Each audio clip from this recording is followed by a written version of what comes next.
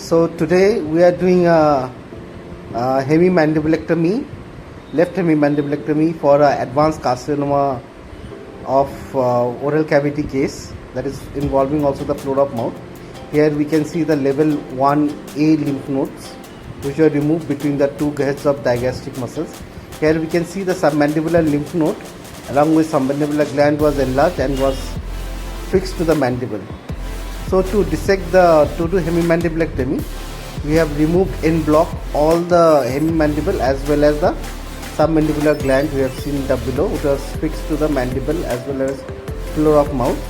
So plan was to go for a hemimandiblectomy. We have seen the cheek flap was raised for this patient.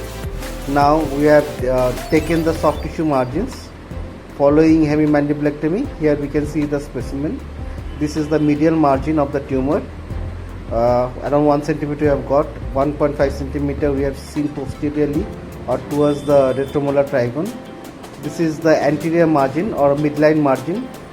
Clearly we have got around 1 centimeter from there, and this we have got around 1 centimeter from the posterior mucosal margin. Sorry, the lateral mucosal margin, that is. And the tumor is between. Here we can see the soft tissues.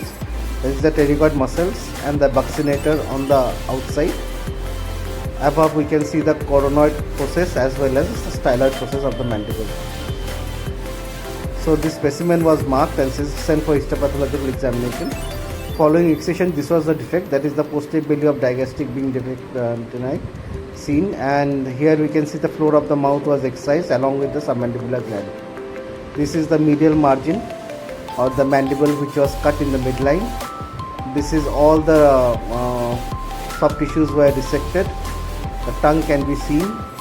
Here we can see the styloid process where it's inserted into the mandible.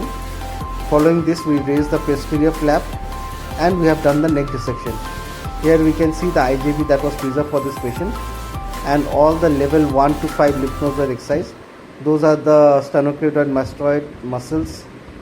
This is the sternal head and clavicular head were dissected.